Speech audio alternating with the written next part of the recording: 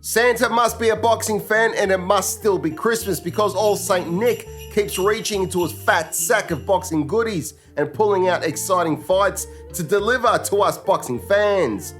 The phrasing in that last sentence is a little unsettling, so let's move on and look forward to Saturday the 18th of May at Pechanga Arena in San Diego when Emanuel Navarrete steps into a new landscape in the lightweight division for the first time to face a very dangerous and no-nonsense customer, former Olympian Berinchyk. The Ukrainian is undefeated in 18 professional bouts and will look to stop Navarrete from achieving champion status in a fourth division. It promises to be exciting, so let's get into it! When was the last time that you saw Emanuel Vaquero Navarrete in a boring fight? The high-volume punching, high-octane slugger honestly doesn't know how to deliver a boring fight, and in one way or another you can almost guarantee that in any Vaquero bout you will get moments of high drama. His last bout against former Olympian Robson Conceição ended in a draw. However, it was a back-and-forth affair that many onlookers felt Navarrete was fortunate enough to escape with a draw. It was 2 knockdowns of Conceição, once in round 4 and again in round 7, that kept Navarrete in the race.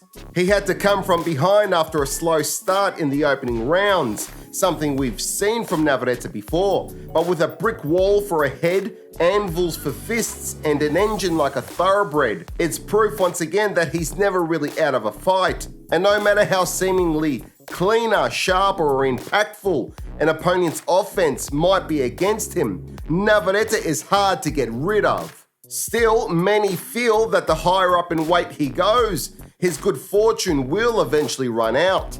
The long count against Australian Liam Wilson, the close call with Robson Conceição, just 2 examples of the air thinning out the higher in pro boxing ranks that Navarrete climbs, and the closer he is to potentially stumbling. Ironically, it was in the lower divisions that Navarrete tasted his first defeat, but that was when he was just a few fights into a pro career and very inexperienced. Now, at nearly 30 years of age and 40 pro bouts deep, 38 wins with 31 by KO, 1 loss and 1 draw, Navarrete has all the experience and years of reigning as champion with numerous successful title defenses to call upon for his next challenge. Although unification and undisputed status eludes Navarrete, following on a linear WBO path for most of his pro career and acting on his super champion status, Navarrete is making a beeline for the vacant WBO lightweight title in a division with some legit killers.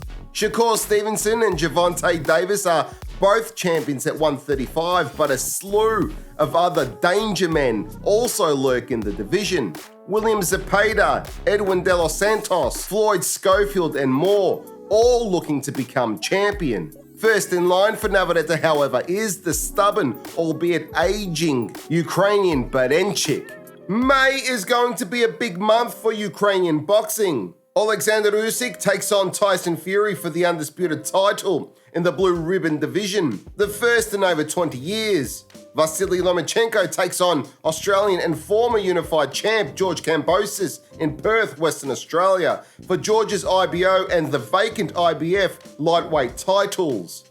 And looking ahead beyond May, Alexander Gvozdyk throws David Benavidez a welcome back to the light heavyweight division punch party, where he stands a very good chance of beating the favourite, the so-called Mexican monster. Anyway, back to our focus. Denis Berinchyk is a versatile, well-rounded fighter with both technical ability and a set of steel balls, ready to stand and trade if it makes sense to do so.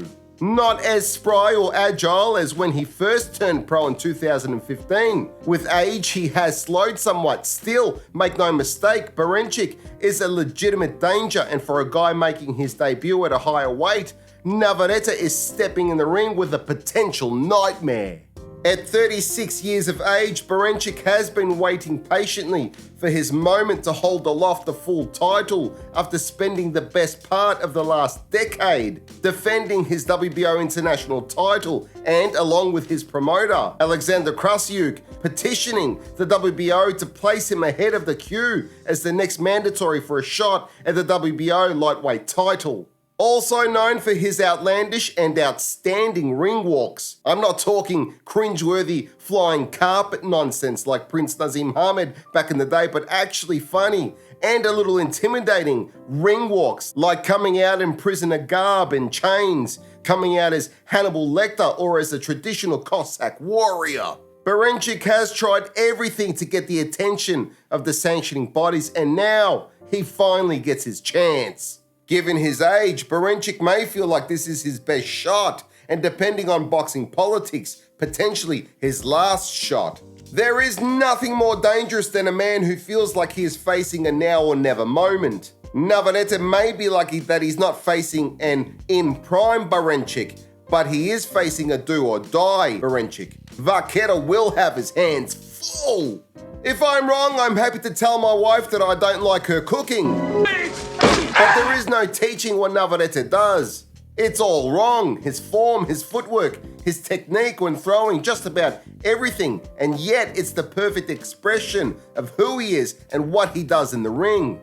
Tough, strong, and more unpredictable than a crackhead on the subway. It all works for him, and there is no amount of sparring or training his opponents can do that can prepare them for a fight against Navarrete. Berinchyk comes from the Olympic cloth with well-honed form, technique and discipline as a foundation. Along with the Eastern European toughness, Berinchyk is still very dangerous. Sadly, Berinchyk might go his professional career without ever claiming a full title. Not quite on the level of a Ruben Castillo or David Tua, but Berinchyk might end up a great non-full champion boxer by the end of his career. I don't think Navarrete stops Berinchyk, but he does edge him on points. Navarrete by unanimous decision is my pick. Let us know in the comments below who you think wins and how. Thank you for watching Pound for Pound TV. Please remember to subscribe and hit that notification bell for future updates. See you in the next one. Check out our Patreon page to become a Patreon family member where you'll receive some cool perks. If you're looking for some new threads, we've got t-shirts, hoodies, and much, much more. So head on over to our Michael Akobi Pound for Pound TV stores. They can be found on Redbubble and Spreadshirt. Join me on my travels and head on over to my other YouTube channel titled Barefoot and Free. There you can follow me as I traverse the many parts of our planet and occasionally get into a spot of bother. Nonetheless, it's always fun and entertaining. If you're struggling with some of life's obstacles and challenges, my book How to Get Out of Life Traps might just be the answer that you're looking for to help guide you through the difficult times. It's helped many get past some of their darkest moments, and it might do the same to you. You can purchase it on Amazon, where you can also find a wide range of my other works. Those works include screenplay to book adaptations, a fairly unique concept, with genres covering comedy, heist and revenge, drama, supernatural and crime, if that's more your cup of tea. You can find them by following the link provided.